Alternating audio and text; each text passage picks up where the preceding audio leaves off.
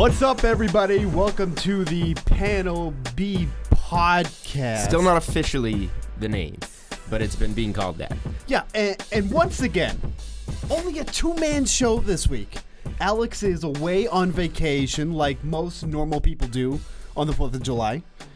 Apparently, we didn't get the memo, and we're actually doing this podcast. But you know what? We're not here because we... That's not what I saw. What I wanted to say was we're here because for the people. Alex didn't want to be here for the people. He wanted to go on vacation with his family. We don't care about our families. We're here for you people. We're here to do this podcast for everybody here. Two men walk into a podcast studio. One walks out alive. Let's see how it goes. Oh, this is definitely going to be me then if that's the case. So obviously lots to talk about. Lots have happened in the past week. Most notably, the NBA free agent frenzy. I think actually that should be what the name should be. The free agent frenzy. Best sports season of the year. NBA free agency. It's everyone's favorite sport. And truly, MLB needs to figure something out here. I mean, I'm not the biggest NBA fan, but what just like a wild night that transpired there. Like you literally are just sitting there waiting for news to come through because so many dominoes have to fall with the right moves happening. Everything else starts falling into place. So you are much more into NBA than I am. So obviously this will be your segment here. This is your time to shine here. But let's just kind of dive into this here. What do you think was the biggest takeaway, or what do you think was the biggest surprise once free agency kind of settled and everything was kind of chilled out for a little while? Yeah, I don't know if anything was all that surprising. It's just how rapidly it all happens and comes together. Yes. So I guess, Kevin Durant was a surprise. We had rumors and inklings that he was actually going to go to Brooklyn, specifically maybe when he got out of that $31.5 million that he had one more year to potentially rehab in Golden State. But just the fact that, we talk all along, pretty much since the All-Star break in February, about Kyrie and Durant, and we're watching the clip of them talking about the two max slots, and it's just, no, that's not what we're talking about. We're at All-Star weekend, da-da-da-da-da. And then look, here we go. The free agency period opens, and 30 seconds in, everybody's phone's about to explode because Kyrie Irving and Kevin Durant are on the Nets together, and it all freaking happened just like they were talking about the entire time. So just don't believe anybody when they say, the players I'm talking about, when they are agents or GMs or whoever, when they say all these things, because all this stuff is all planned out. They talk about it just like anybody else would, talk about any of their, work-related issues, or, I'm thinking about switching jobs. Here's where I'm going to go. It's the same thing. So, just to see it all unwind and happen, I do think one thing that people are missing with the Nets is now everybody's just lumping them into this championship contenders thing. Kevin Durant's still not going to play next year with a torn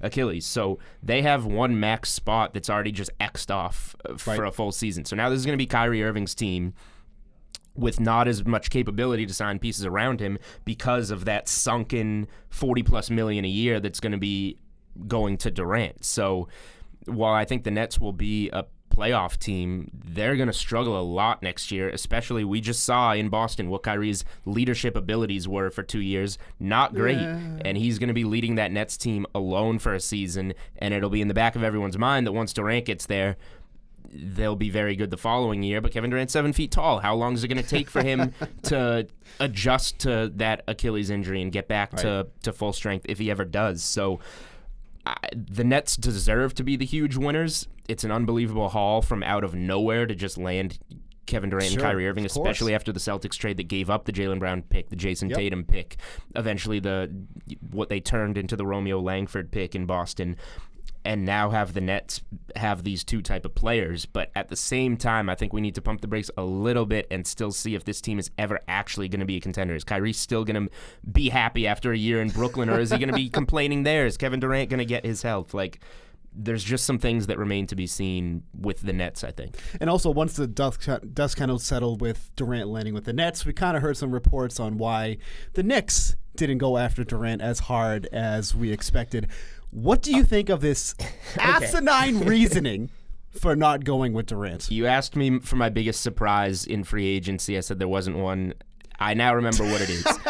The New York Knicks were not willing to offer Kevin Durant a max contract because of health concerns.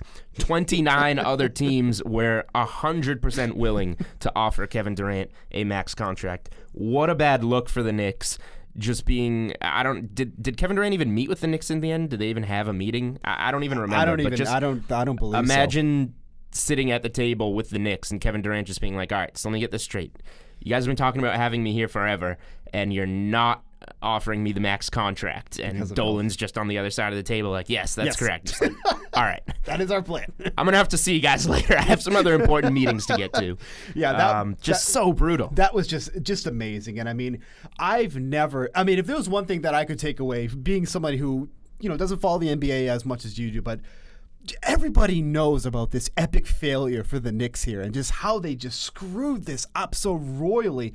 And I've never seen a tweet retweeted with a comment as much as the report about Dolan not offering that because of health concerns, and people just ripping this team and this management apart, because even a layman who is not that big into basketball is, how do you not you have the opportunity to get one of the best players in the NBA and you're going to hesitate? I would assume that they knew at that point. They were like, all right, we're screwed. We're not going to get Kevin Durant, right. So watch this power move. We're going to offer him less than the max. Yeah, we'll show them. But you still just look like a bunch of idiots. So whatever. Good for the Knicks. I thought the sneaky funny tweet, obviously the statement from the Knicks was hilarious. I liked the tweet from Woj that the Knicks are doing a decent job. This is paraphrasing. The Knicks are doing like a decent job recovering by signing a bunch of professional players. It's like, yeah, you're a professional basketball team. Right. Of course you're signing professional players. Great job. Julius Randle's now your star. You watch Kristaps Porzingis re-up in Dallas, 5 years, $158 million.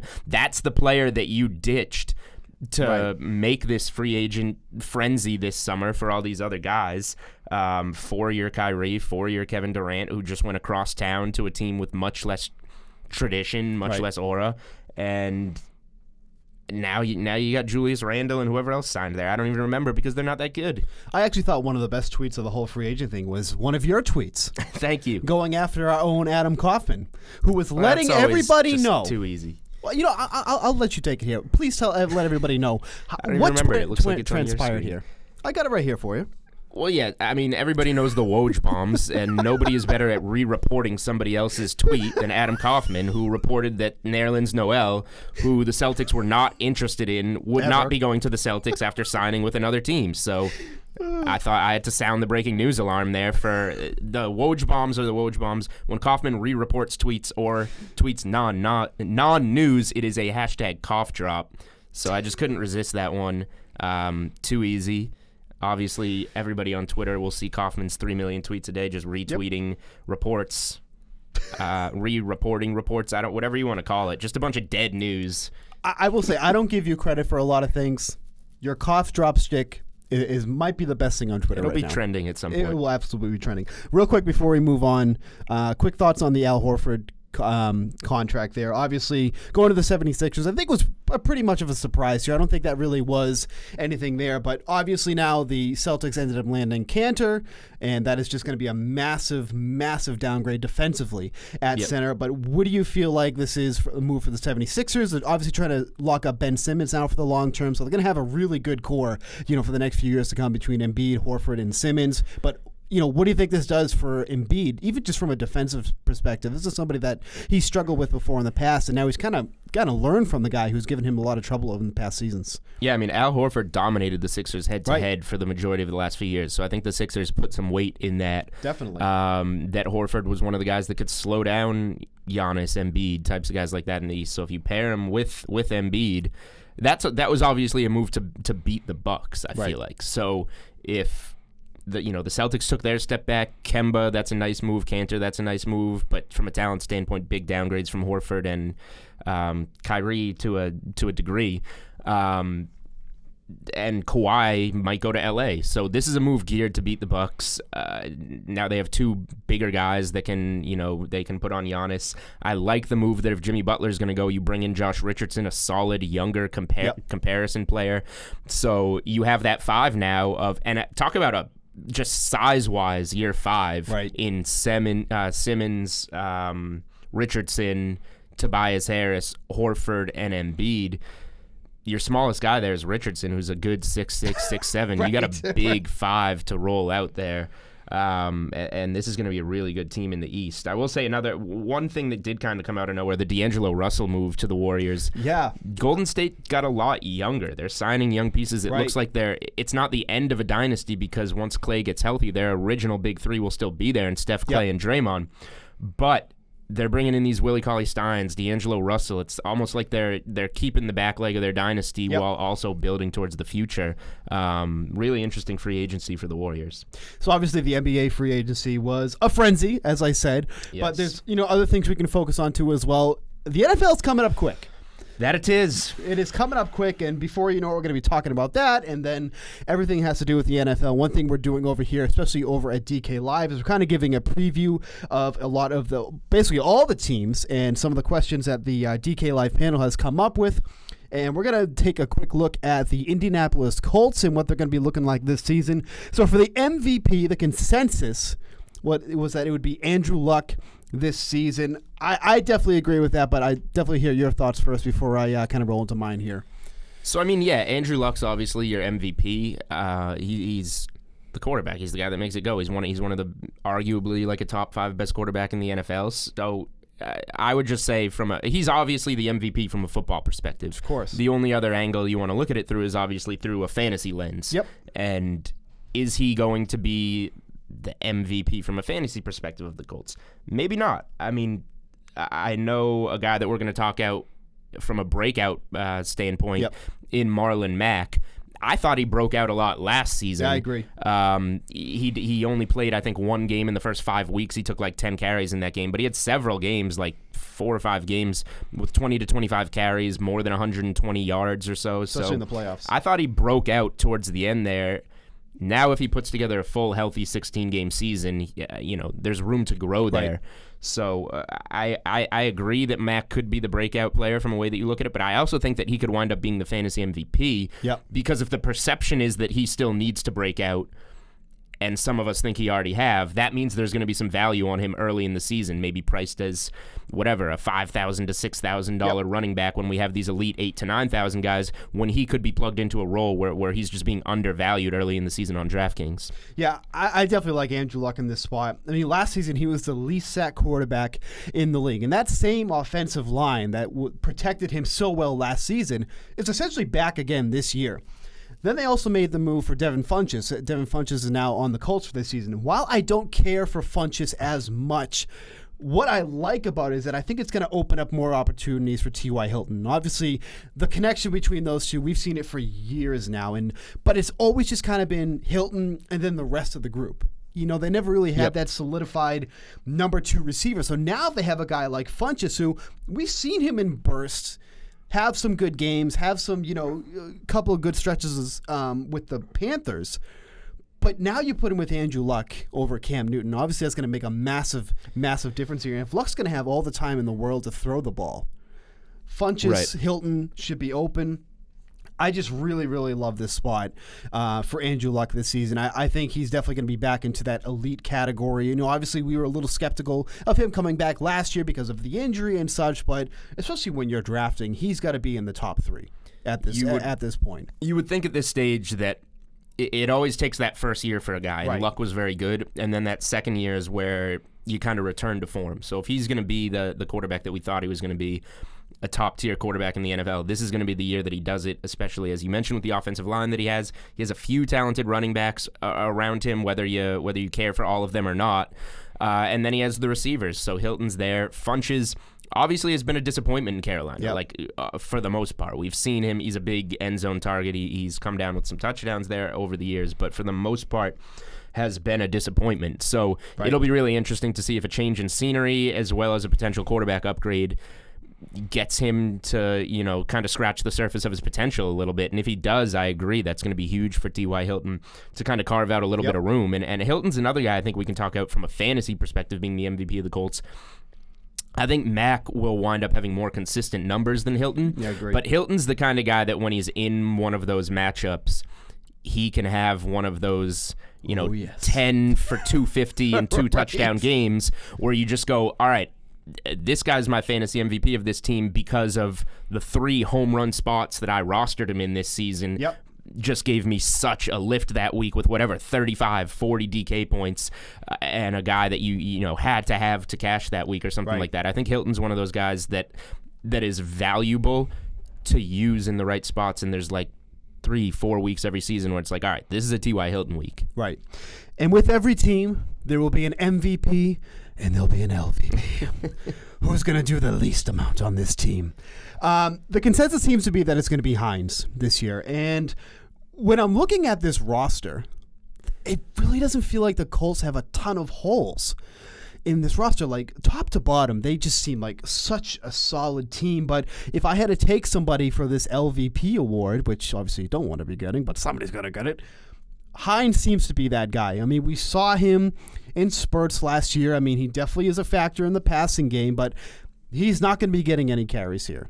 Mm-hmm. And we did see some targets go Mac's way, especially more towards the end of the year. I mean, granted, he wasn't getting any more than 3 or 4 in a spot, but if he starts excelling in that game, I mean, it almost cancels out Hines completely here. So for Hines to exceed in this offense, you almost need a significant injury to go down with Marlon Mack. And obviously, we can't predict that. We don't know if that's going to happen. And even if Marlon Mack did get hurt, I think Jordan Wilkins would probably step in and get a lot of those carries, and Hines would still be, in that gadget role behind him. And that's definitely where I was going to go with that there. I mean, Hines, like I said, he did get some work in the passing game, averaged about 5 targets a game last season, but I feel like he's going to be the one that would be phased out if there were even an injury to Mac, like you said here. So I think Hines, as a consensus, is the LVP. I think that one makes a lot of sense.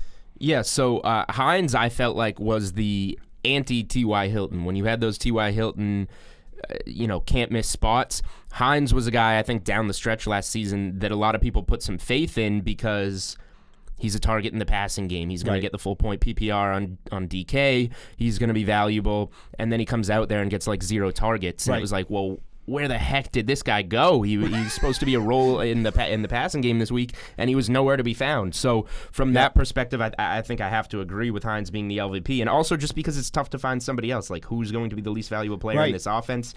Well, it's not going to be Luck, and T.Y. Hilton is very solid. I guess the other name that I could throw in there would maybe be Funches. I was thinking the same. If maybe he just is who he is and couldn't find it in Carolina, and he can't find it in Indy, and a really talented slot guy like Chester Rogers, who's been really good there, might be a better fantasy receiver than Funches is, even though Funches has all the physical abilities and was the high draft pick and whatever.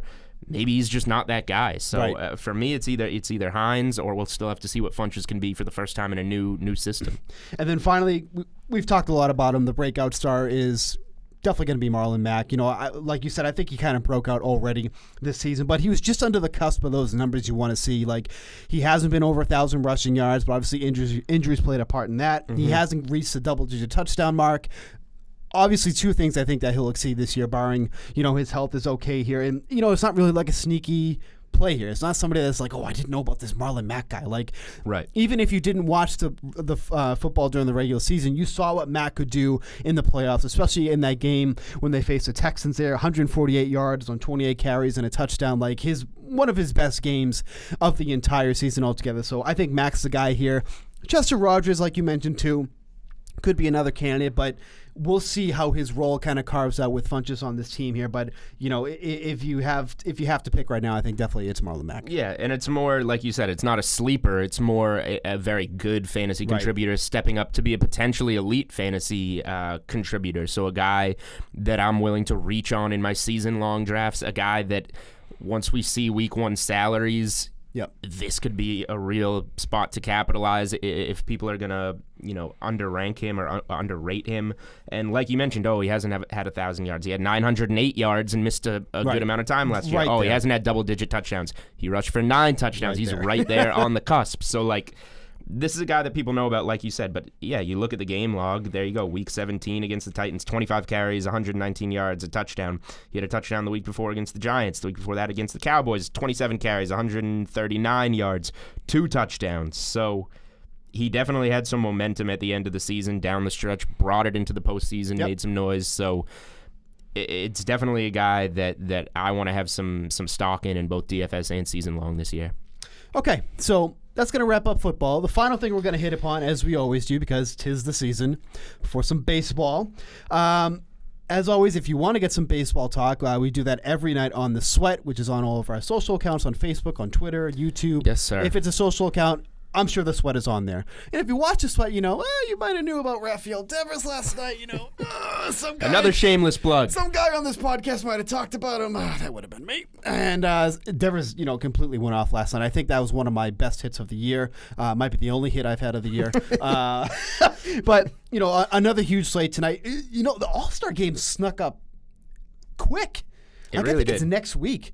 I mean, I don't know for sure, but I feel like this might be one of the earliest that they've had the All-Star game. Usually it's like in the middle of July. It does feel maybe a little early, but it would also be a little late the week after. I don't know. I don't know. I mean, at the end of the day, who really gives a crap? I mean, anybody even really watch the All-Star? Do you watch the All-Star game? You don't watch the All-Star game. I'll watch it. It just didn't it go to extra innings last year, and it was so long, and I got pretty bored. Last year was actually pretty good. You know what? I do remember this. It was kind of decent, but I remember also flipping back and forth and not watching the whole thing. A massive lead change back and forth so late in the game. Right. It kept going back and forth. That's right, because I do remember that because I was writing up an article and I think I had to change it like 6 or 7 times. That's why I never write early. But obviously a big slate here tonight. Anything kind of stick out to you on this slate? It's definitely a slate where pitching is going to be tough to come by. You look at the list of pitchers on here and you just, Yeah, there's a lot of high run projections, and some of them even from offenses we don't always expect it from, like a White Sox 5.5 run projection. You got the Red Sox projected for over 6 runs. The Reds are a team that have kind of been coming alive a little bit lately, projected for 5.5 runs. Like a lot of offenses that we don't generally think of, but then there's just so many high-scoring games across the board, and then obviously anytime the Astros are at Coors Field with a over-under of 14, that's a place that some eyes are going to go. Right. So, yeah, a lot of runs. This is obviously a slate that maybe you want to find your value in pitching and just stick to it, because you know that you're going to have to spend up on some bats. If you try and get too cute with value in bats, it's probably not going to work out for you. Yeah, and also we just want to remind everybody that odds and lines are subject to change. See website for actual odds. If you or someone you know has a gambling problem and wants help, make sure to call 1-800-GAMBLER. One of the things that really stuck out for me on this slate is that Chris Sale is the most expensive pitcher on tonight's slate, $11,800, and I see that he's going up against the Blue Jays, and I immediately paused.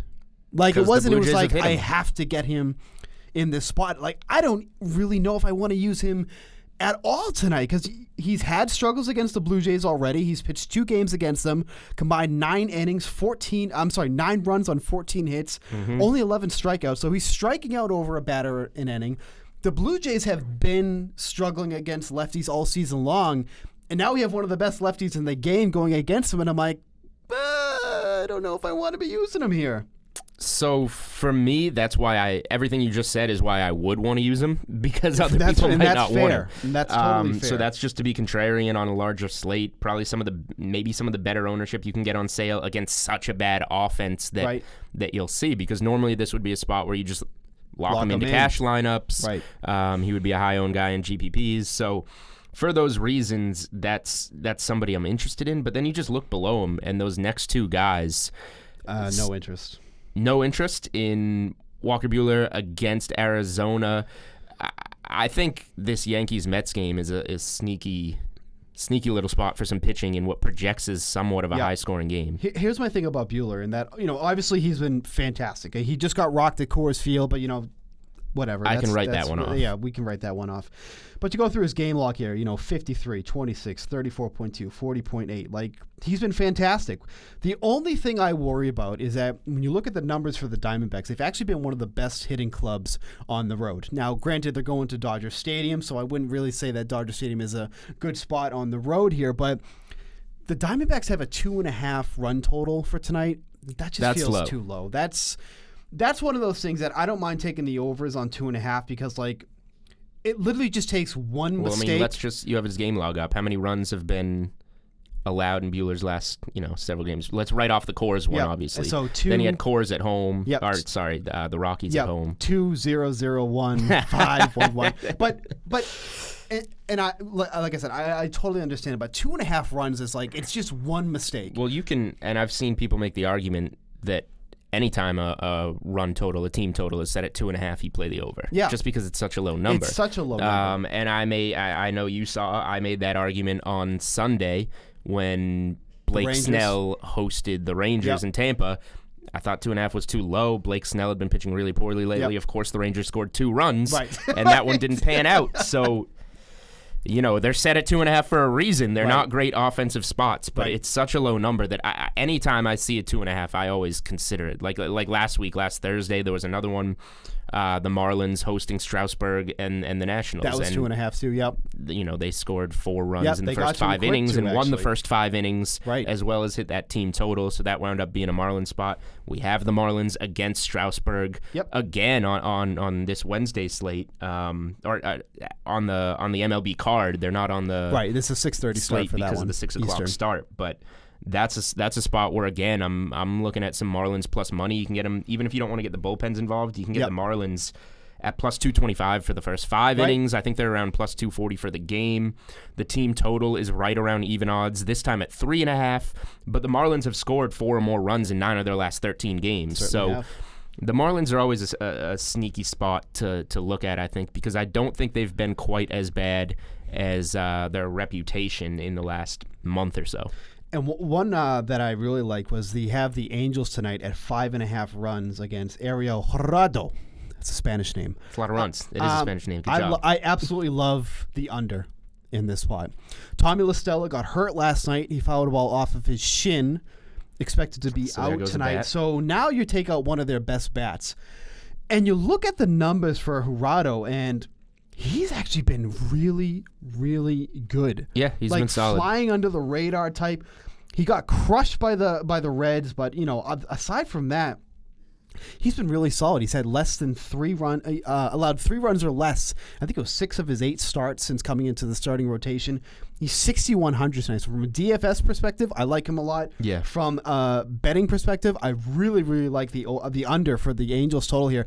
5.5 runs just seems like a lot of runs for a guy who's been solid on the mound. Now, the only concern here, the Rangers have a really poor bullpen, so we could get a good start from him here, maybe 2-3 runs, and then the Rangers bullpen could go in and implode and ruin it here. But if I'm going to get 5-6 solid innings out of him, I'm feeling pretty good about hitting the under on that. 6 runs is a lot to come by, like I said, on a guy who his best pitching performances have actually come at Globe Life Park at home this season. Right, which is important. That's what you want to see. So I think that's just if this was a 4.5 total, I'd probably be shying away. But 5.5 right now just feels like it's too high. Yeah, and there's some other. I mean, you can look at it. They're plus 115 on the money line, like you said. Involving bullpens these days has become even more and more complicated as starters go less innings, as we introduce guys like openers, like. Baseball's changing, but the first 5 innings, when you know that you have a starter that the team intends to pitch 5 or 6 innings, you look at that first 5 innings. Texas is plus 128 on the first 5 inning line if you want to try and just isolate that. So maybe a couple of different ways to go about this. But yeah, the total for the game is 11.5. That's a pretty high total, even though it is in Texas. But this is an interesting game to look at. And anytime you can, and plus money is your friend in baseball. I'll say that over and over again. As many times as you can get plus money, that's always going to help you out. So good spot for the Rangers in that sense. Definitely. Especially plus money at home. Yep, absolutely. But yeah, I think this is just going to be a slate where you're going to have to bite the bullet here and just go low on pitching. I look at the top tier pitching options, and I just a lot of implosion probabilities here. Like, I worry about Sale. I worry about Herman coming back right fresh from the injured list. I never take guys fresh off the injured list. Like, that is just I'm going to. That's fine. I mean, if you want to make a stupid call like that. Like, we start with Mike Clevenger. Mike Clevenger comes back right off the injured list, and this guy, it was like a 10-day stay. So yeah, it was a quick one. It wasn't even like he was on there long. He goes out and gets absolutely wrecked by the Orioles. That he did. I do not like taking guys off the injured list. It's like one of my set rules. If I'm doing it, somebody please check on me. I might have had too many beers or something, because I never do that. But so Clevenger, I'm not sold on. Herman, I'm not sold on. Buehler, I'm on the fence. And Sale's just a no for me. So now we're kind of down to the 9K range. So I guess I mean, that's a good place to start considering how expensive the bats are on this slate exactly. Anyway, so I wouldn't really be too concerned about that. This is definitely going to be a slate where I think we're going to go down in pitching. Anything else you want to chat about, my good sir, who shows up? Yeah. He's got more. I guess. Well, let's do kind of like slate approved picks, whether it be on the sports book, whether it be on DFS. I think I have an idea of where you're leaning, but you probably know where I'm leaning too. I like the Marlins with the team total on over 3.5. Like I said, they've scored 4 or more runs in 9 of their last 13 games. They did well against Strasburg less than a week ago.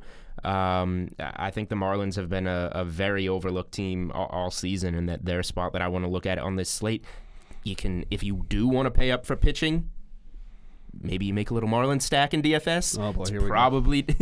it's never a spot that you want to look at, but it's going to get you contrarian, because if people are going to pay down for that pitching so that they can afford the expensive bats, if you take a Sale, a Bueller, somebody else in there, get a Marlins stack in, you'll still have room for a couple of pricier bats and go from there. So Marlins team total, that's my slate approved pick.